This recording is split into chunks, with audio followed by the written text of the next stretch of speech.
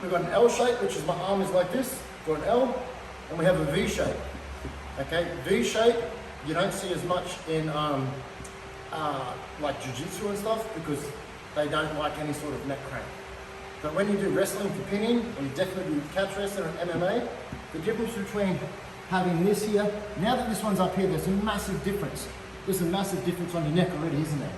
Okay, so as soon as I come up here and I start gable gripping the neck, as soon as I start doing exercises like coming over, spreading the arm and spreading the head, it's all come from having a V shape. The L shape doesn't really allow that. That's really good for starting to target arms, stepping back up and coming into my double wrist locks, stuff like this. So this stuff starts to come up.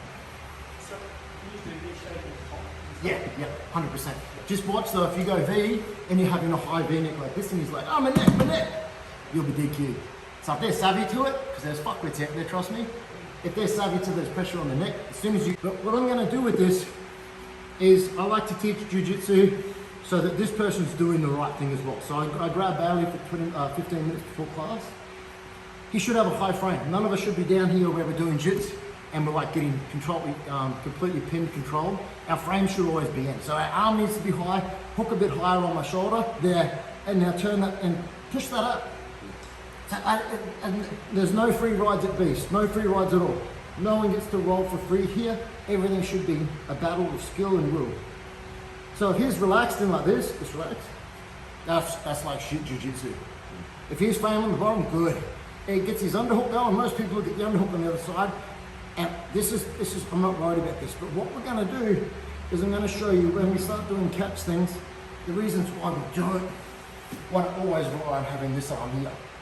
Okay? Because number one, I've got my first step up razor arm bar for here. Then I come up here and I'm throwing into my case and stuff. So what we're basically going to do is just start from the knees, but I want this to be drill foot. So I'm going to come up equal head and arm. So my left arm's just going to be holding real light.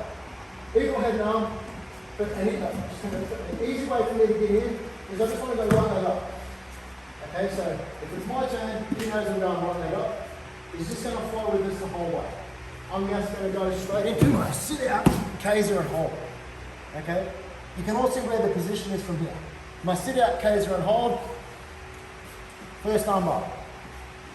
Wrist lock. Bring it up, talk. I got my crank from this way.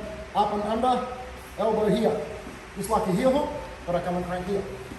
Okay, so this is another flow that we've got happening here. Where do I go back to from this one? Right here. He starts to push, come back in, come up from I've got my different positions here. Come up, into this position, his leg comes back down again, bring the knee back up. Because when I come up with the choke, I rest the legs on the ground, foot on the ground, foot on the ground. Foot on the ground, my bad. Okay, so there is, here you can see, this is traditionally where they are because they're trying to bridge. And especially when he bridges, that's when I come in and I grab this one. Okay? Grab this one, and I just do this hip hop now. Come back up, and I've got this heel crunch as well. Okay, so does everyone see what I was doing with the heel crunch? Catch is so awesome because you can do all these moves. Can't do any of these in jits, but a heel crunch is literally me coming in to break his hip like that. So you can't do that in jits? If you're brained up, yeah.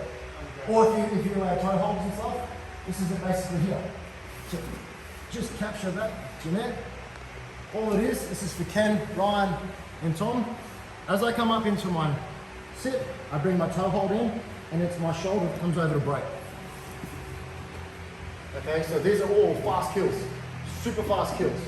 Come in, clinch, I'm going first, my right leg comes up, sit into my Kesagatami and catch.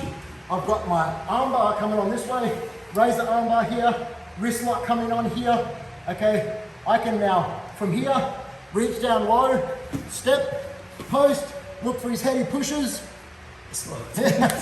catch, straight up under, this one, I can now come straight up, I'll just turn this way. Remember from here, I've got this one, I wipe over his head, change it, sit on it.